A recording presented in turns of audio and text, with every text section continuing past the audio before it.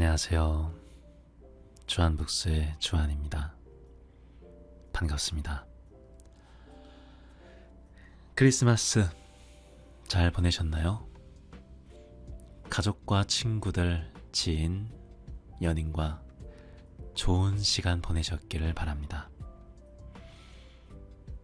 전 오랜만에 가족과 함께 크리스마스를 보냈어요. 이브 전날엔 아버지와 명동에 놀러갔고, 이브날에는 친척집에 가서 맛있는 음식을 먹으면서 따뜻하게 보냈습니다. 가족과 시간을 보내다가 문득 옛날 생각이 떠올랐어요. 제가 중학생 때 공부를 안 해가지고 수학 점수를 20점 받은 적이 있습니다. 20점은 거의 찍어서 나온 점수라고 봐야 되죠. 20점 받은 다음 날 엄마는 제게 회초리 대신 이 회색 책, 이 책을 선물해 주셨어요. 책의 이름은 박사가 사랑한 수식입니다. 이 책은 제가 중학생 때 읽었던 책이고요. 방금 처음 보여드린 책은 이 책 이후로 새롭게 다시 발행된 책입니다. 책을 읽고 수학에 흥미가 생겼으면 하는 바람으로 선물하셨나봐요. 그러면 제가 이 책을 읽고 수학 성적이 올랐을까요? 모르긴 했지만 여전히 수학을 잘하진 못했습니다. 수학을 잘하는 데는 실패했지만 사춘기였던 제게 큰 감동과 슬픔을 준 이 책은 제 인생책이 되었어요.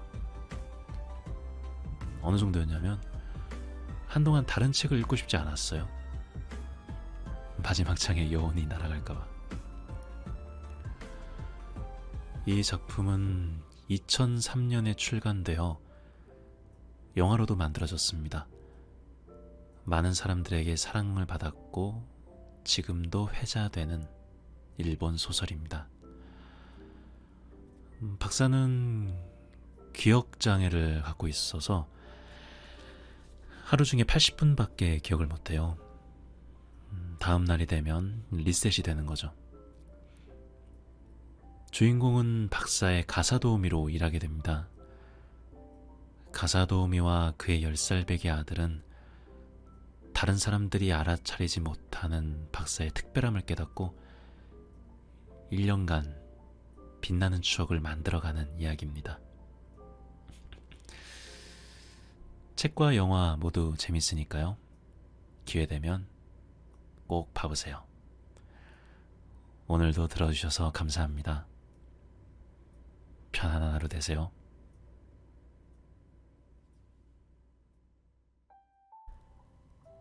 나와 우리 아들은 그를 박사라고 불렀다.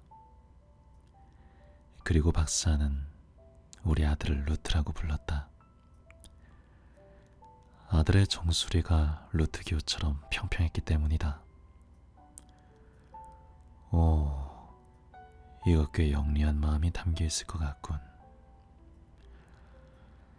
박사는 아들의 머리가 엉클어지는데도 아랑곳 않고 이리저리 쓰다듬으면서 말했다.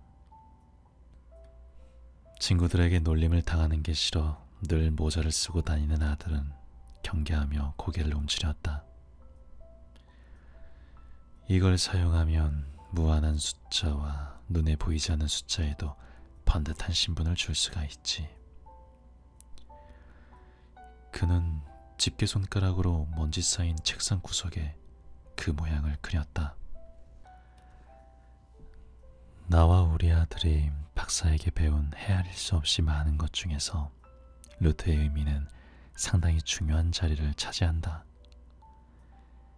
세계의 성립 과정을 수적인 언어로 표현할 수 있다고 믿었던 박사가 지금도 살아있다면 헤아릴 수 없이 많은이라는 표현을 다소 불쾌하게 여길지도 모르겠다. 그러나 달리 뭐라 표현할 수 있을까?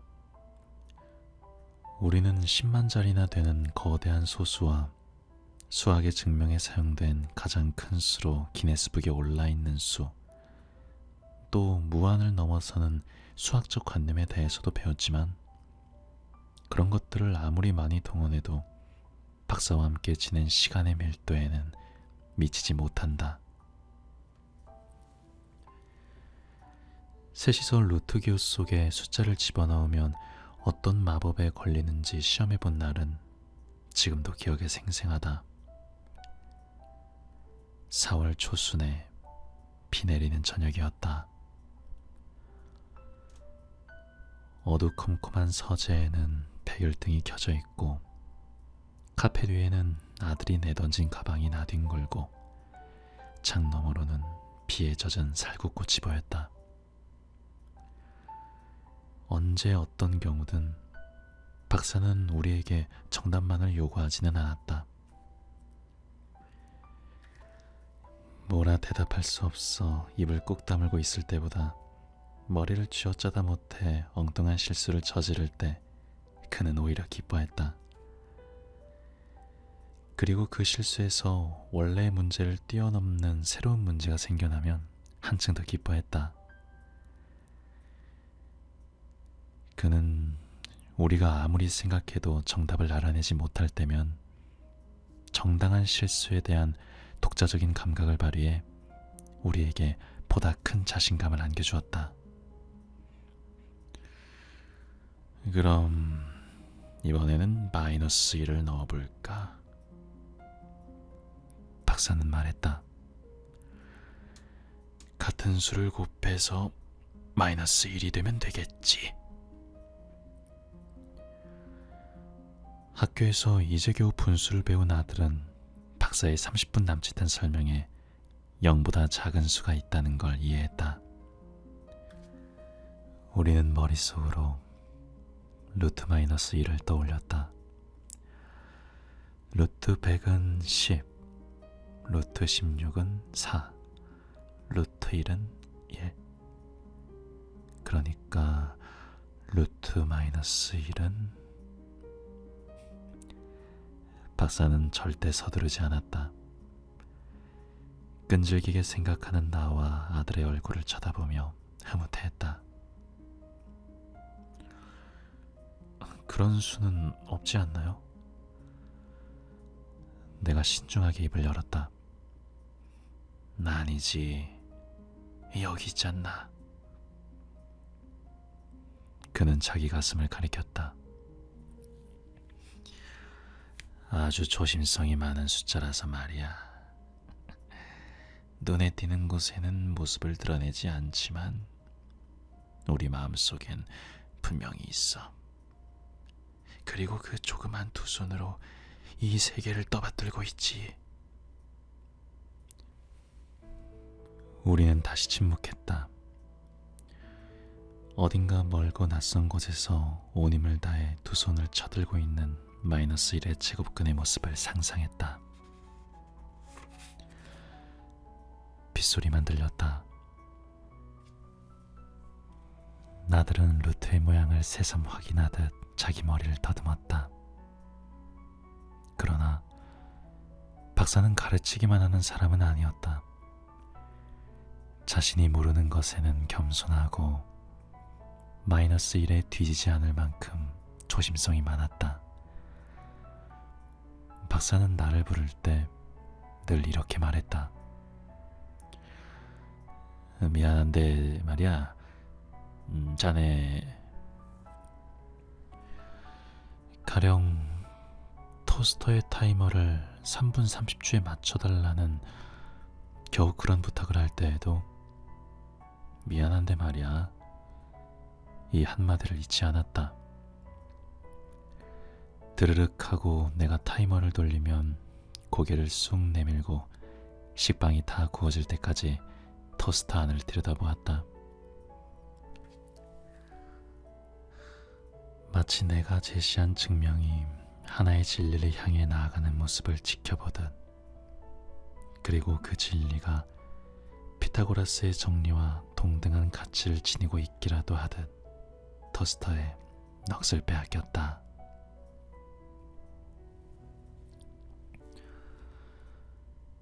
내가 아케보노 가사도우미 소개소에서 처음으로 박사의 집에 파견된 건 1992년 3월의 일이었다. 세토 내가 바라보이는 조그만 동네의 그 소개소에 등록되어 있는 가사도우미 중에서 나는 나이는 가장 적어도 경력은 10년이 넘은 베테랑이었다. 그 10년 동안 나는 어떤 고용주와도 별탈 없이 지냈고 덕분에 가사에 관한 한 프로라는 자부심도 갖게 되었다.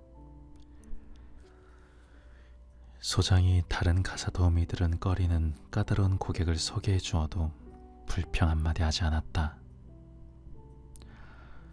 박사의 경우 고객 카드만 보고서도 만만치 않은 상대임을 짐작할 수 있었다. 고객의 불만 때문에 가사 도우미가 교체되면 카드 뒤에 별 모양의 파란색 스탬프가 찍히는데 박사의 고객 카드에는 그 스탬프가 벌써 9개나 찍혀 있었기 때문이다. 그동안 내가 일했던 것 중 최고 기록이었다. 면접을 보러 박사의 집에 찾아가자 니트 원피스를 우아하게 차려입은 야윈 노부인이 나를 맞아주었다. 밤색으로 물들인 머리는 틀어올리고 왼손에는 검은 지팡이를 짚고 있었다.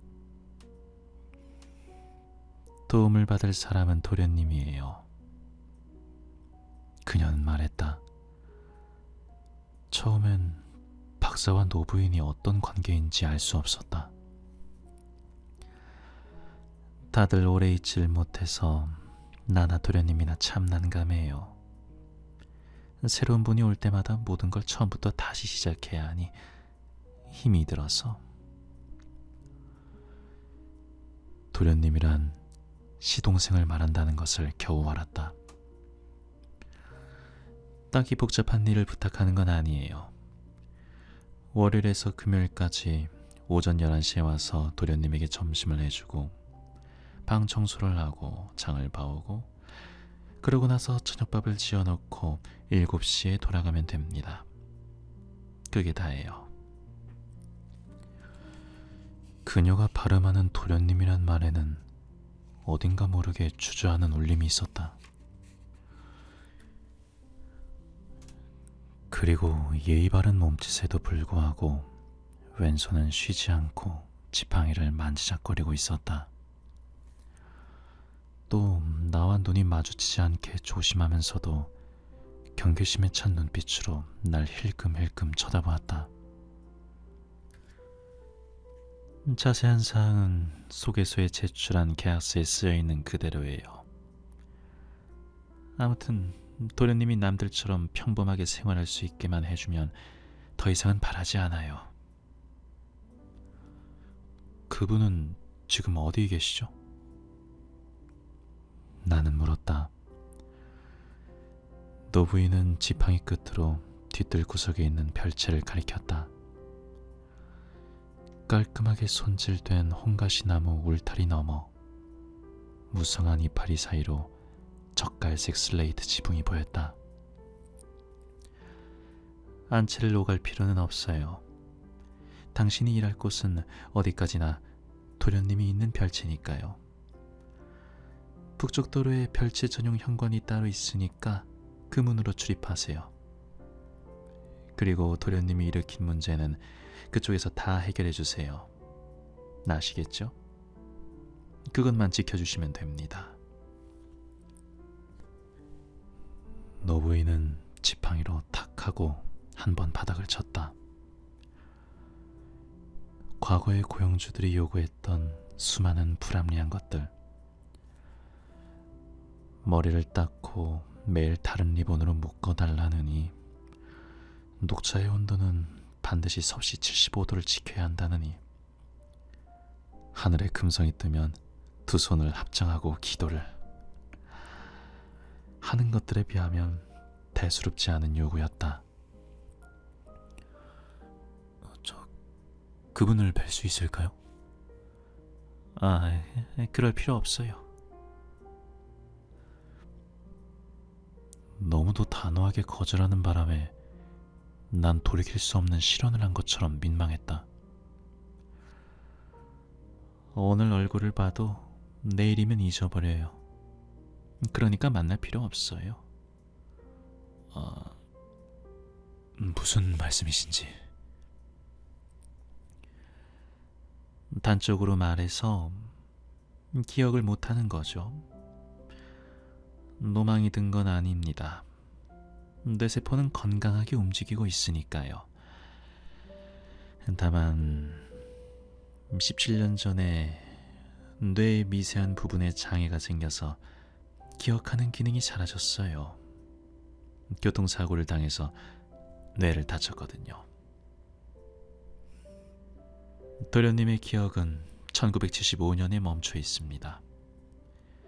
그 후에는 새 기억을 아무리 쌓으려고 해도 금방 무너지고 말아요. 30년 전에 자신이 발견한 정리는 기억해도 어쩌녁에 뭘 먹었는지는 기억하지 못합니다. 간단히 말해서 뇌 속에 80분짜리 테이프가 딱 1개 들어있다고 생각하면 될 거예요. 새로운 것을 녹화하면 이전의 기억은 깨끗이 지워집니다. 도련님의 기억은 80분밖에 가지 않아요. 정확하게 1시간 20분.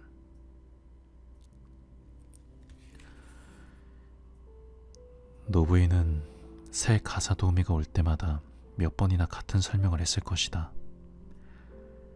그래서 이렇듯 아무 감정 없이 거침없이 말할 수 있는 것이리라. 80분만 지속되는 기억이 어떤 것인지 구체적으로 상상하기가 어려웠다. 환자를 보살핀 경험은 몇 번이나 있지만 그런 경험이 어떤 도움을 줄 수 있을지도 알 수 없었다. 카드 뒷면에 줄줄이 찍혀있던 파란색 스탬프가 새삼스레 떠올랐다. 안채에서 보기에 별채는 한없이 고요하고 인기척도 느껴지지 않았다. 홍가시 나무 울타리에는 별채로 통하는 고풍스러운 디자인의 여닫이 문이 있었지만 그 문에는 묵직한 자물쇠가 걸려 있었다. 녹이 슬어 시퍼런 데다 새똥까지 덕지덕지 붙어 있어 어떤 열쇠로도 열릴 것 같지 않았다. 그럼 모레 월요일부터 일할 수 있는 거죠? 불필요하게 이리저리 둘러볼 여유를 주지 않겠다는 듯 그녀는 딱 잘라 말했다. 이렇게 나는 박사의 집을 드나드는 가사 도우미가 되었다. 멋들어진 안채에 비하면 별채는 소박하다 싶을 정도를 넘어 볼품이 없었다. 밋밋하고 단출한 단층집이 어쩔 수 없이 거기 서 있다는 분위기가 감돌았다. 그런 분위기를 가리기 위해서인지 별채 주위에만 손질하지 않은 나무들이 제멋대로 자라 있었다. 현관은 햇빛도 들지 않고 벨은 망가져서 눌러도 소리가 나지 않았다. 자네 신발 사이즈가 몇이지? 새로운 가사도움이라고 말하는 내게 박사가 제일 먼저 물어본 것은 이름이 아니라 신발 사이즈였다. 한마디 인사도 없고 고개도 숙이지 않았다. 어떤 경우에든 고용주의 질문에 질문으로 답해서는 안 된다는 가사도우미의 철칙에 따라 나는 물음에 답했다. 24인데요. 실로 청결한 숫자군. 4의 계승이야. 박사는 팔짱을 끼고 눈을 감았다. 잠시 침묵이 흘렀다. 계승이 뭐죠? 이유는 모르겠지만 고용주에게 신발 사이즈가 중요한 의미를 갖는다면 그것에 대해 좀 더 얘기해도 좋겠다고 생각한 나는 물었다. 1에서 4까지의 자연수를 모두 곱하면 24가 되지. 박사는 눈을 감은 채 대답했다. 자네 전화번호는 어떻게 되나? 576-1455예요.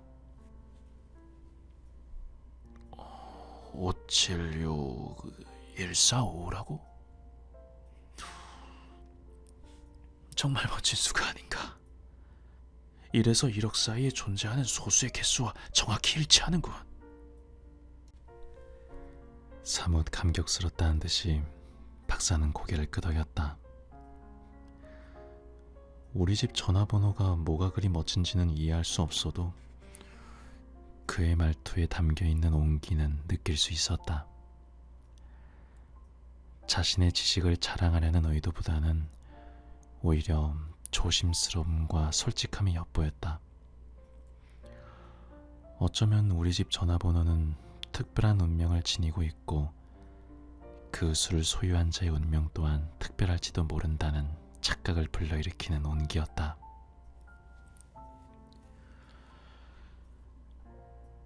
박사의 집에서 가사 도우미로 일한 지 오래지 않아 어떻게 말하면 좋을지 몰라 혼란스러울 때 말 대신 숫자로 표현하는 게 박사의 버릇이라는 사실을 알았다. 그것은 타인과 교류하기 위해 그가 고안해낸 방법이었다. 그에게 숫자는 상대방과 악수하기 위해 내미는 오른손이자 동시에 자신의 몸을 보호하는 코트였다. 아무리 더듬어도 몸에 선이 느껴지지 않을 만큼 두껍고 무거운 데다 그 누구도 벗길 수 없는 코트. 아무튼 그 코트만 입고 있으면 그는 자신이 있을 곳을 확보할 수 있었다. 내가 가사 도우미 일을 그만둘 때까지 매일 아침 현관에서 숫자로 이어지는 대화가 되풀이되었다. 80분이면 기억이 사라지는 박사에게 현관에 나타난 나는 늘 처음 보는 가사 도우미였다. 그래서 그는 아침마다 어김없이 나를 조심스럽게 대했다. 묻는 숫자는 신발 사이즈와 전화번호 외에도 우편번호, 자전거 등록번호, 이름의 획수 등 다소 변화가 있었지만 그런 숫자들의 의미를 부여하는 것은 늘 똑같았다. 딱히 의미를 찾아내려고 노력하는 기색도 없었다. 계승이니 소순이 아는 용어들은 입에서 저절로 흘러나오는 것처럼 보였다. 계승이나 소수의 구조에 대해서 몇 번이나 설명을 들은 후에도 난 현관에서의 문답을 신선한 기분으로 즐겼다. 우리 집 전화번호에 대화를 이어주는 역할 외에 다른 의미도 있다는 사실을 확인하고 그 의미가 지니는 청명한 울림을 들으면 편안한 기분으로 하루 일을 시작할 수 있었다. 박사는 64살에 전문 분야가 수학이론인 전 대학 교수였다. 겉모습은 실제 나이보다 훨씬 초췌했다. 그냥 늙어 보이는 것이 아니라 영양분이 몸 구석구석까지 공급되지 않는 듯한 인상이었다. 등이 굽어 겨우 160cm밖에 안 되는 키가 더 작아 보였고 뼈가 붉어진 목덜미의 진주름 사이에는 때가 끼어 있고 퍼석퍼석하고 제멋대로 뻗은 흰머리는 두툼한 귓밥을 절반이나 가리고 있었다. 목소리에는 힘이 없고 몸짓은 느릿느릿해서 무슨 일이든 내가 예상한 시간보다 2배나 더 걸렸다. 그러나 그런 초췌함을 무시하고 꼼꼼히 뜯어보면 얼굴은 꽤 미남인 편이었다. 적어도 과거에는 미남이었을 흔적이 남아있었다. 날렵한 턱선과 이목구비가 뚜렷한 얼굴에 매력적인 음영이 어려 있었다. 집에 있을 때는 물론 어쩌다 한번 외출할 때도 박사는 늘 양복을 입고 넥타이를 맨 차림이었다. 옷장에 들어있는 옷은 춘추복, 동복, 하복의 양복 3벌에 넥타이 3개, 와이셔츠 6장, 모지코트 1벌이 전부였다. 스웨터 하나, 면바지 하나 없었다. 가사 도우미에겐 실로 정리하기 편한 옷장이었다. 그는 어쩌면 이 세상에 양복이 아닌 옷이 있다는 것을 몰랐는지도 모른다. 타인이 어떤 차림을 하고 있든 관심이 없고 하물며 자신의 겉모습에 신경을 쓰느라 시간을 허비하는 일 따위는 생각지도 못했을 것이다.